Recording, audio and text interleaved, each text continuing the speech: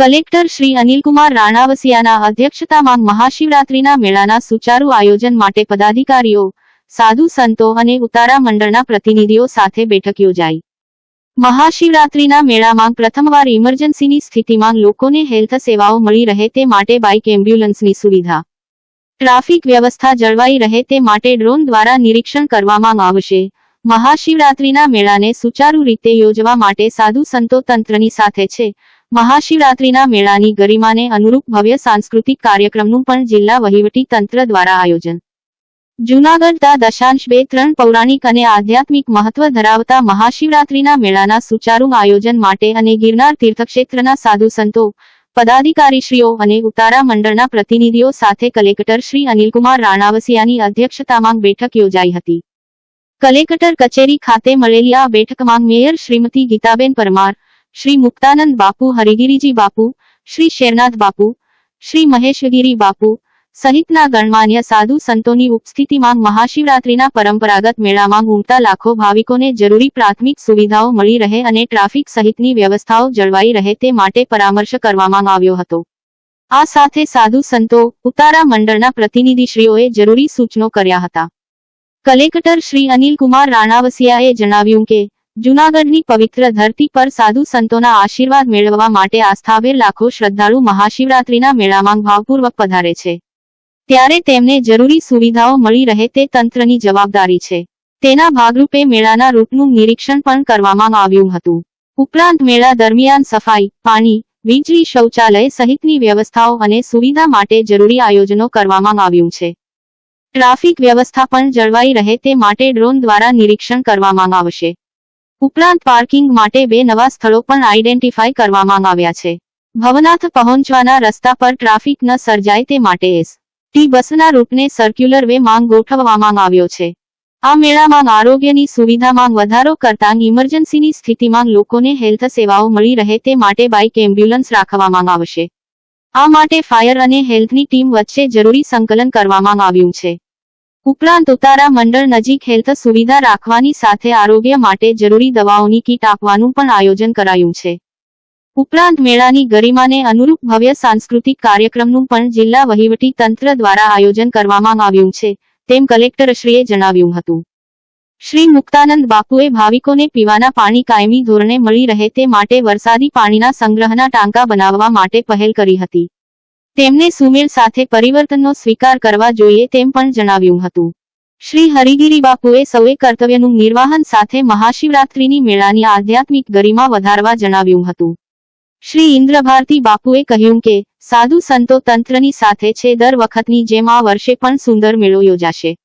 શ્રી મહેશગીરી બાપુએ પણ મેળામાં આવતા ભાવિકોને સાધુ સંતોના રવેડીમાં દર્શન થઈ શકે તે માટે જરૂરી સૂચનો કર્યા હતા।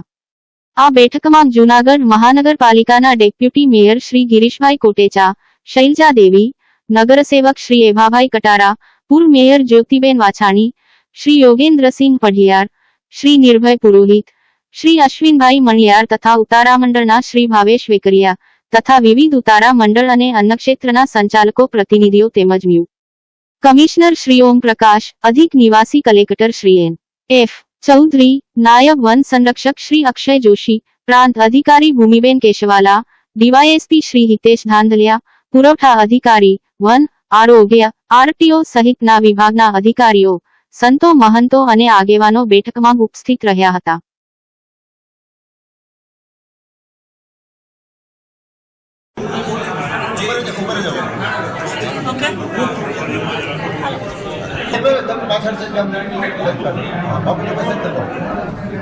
ગિરનાર ક્ષેત્રના અંદર વસ્ત્રાપદેશ્વર ક્ષેત્ર ભવનાથ તળેટીમાં યુગોથી મહાશિવરાત્રિનો મેળો ભરાય છે, જેના અંદર નાગા સાધુઓ જે અમારા પરમ પૂજનીય સંતો છે એ રવેડી લઈને નીકળતા હોય છે, જેના દર્શને લાખો શ્રદ્ધાળુઓ આવતા હોય છે। એને લઈને કલેક્ટરમાં આજે મિટિંગ, જેના અંદર બધા સંતો તેમજ ઉતારા મંડળ, તીર્થ સમિતિ અને પ્રબુદ્ધ નાગરિકો આવ્યા। એ મિટિંગના ચર્ચાના અંદર એ મિટિંગ થવાના પહેલાં જ અમે ઘણી બધી 2-3 મિટિંગો કરી અને એ મુદ્દાઓનો આખો માળખો એમને કલેક્ટર સાહેબને આપ્યો હતો અને આ મિટિંગ થવાના 1 કલાક પહેલાં કલેક્ટર સાહેબે પ્રમુખ સંતોની મિટિંગ બોલાવી, જેમાં હું પણ હતો અને એ મિટિંગમાં અમારા બધા જ મુદ્દાઓને આવરી લેવામાં આવવાના બધા પ્રયત્નો થયા. જે નથી લેવાના એના માટે એમને ખાતરી આપી છે કે બધા મુદ્દાઓ અમે લેશું. હવે મુખ્યત્વે 2 વાત. ગિરનારના ઉપર અત્યારે હડતાળ ચાલુ છે દુકાનદારોની, એના લીધે લાખો શ્રદ્ધાળુઓ જે છે એ બહુ દુઃખી થઈ રહ્યા છે.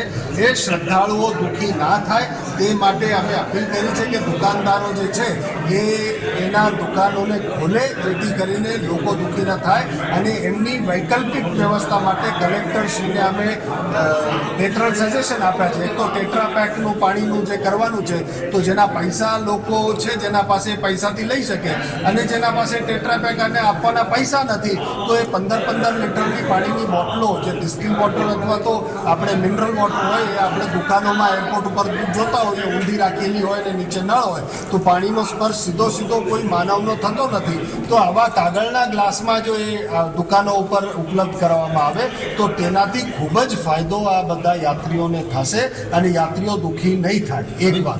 બીજી વાતની જે વાત છે, અમે એક વાત મૂકી બધા સંતોમાં અને બધા જનતાના અંદર કે જે સનાતન વૈદિક હિન્દુ ધર્મનો મેળો છે, એ સનાતન વૈદિક હિન્દુ ધર્મના મેળાની પવિત્રતા જાળવવા માટે જે વિધર્મીઓની બગ્ગી આવે છે, જેના અંદર એ વિધર્મીઓના સંચાલકો જે હોય એ દારૂ પીને આવતા હોય છે, માવો ખાઈને આવતા હોય છે, પિચકારીઓ મારતા હોય છે. હવે જે સરકાર જે છે, મોદી સરકાર, સનાતની સરકાર, એ સંતો રસ્તા ઉપરથી ચાલશે એટલે રસ્તાને ધોતી હોય છે, રસ્તાને પાણી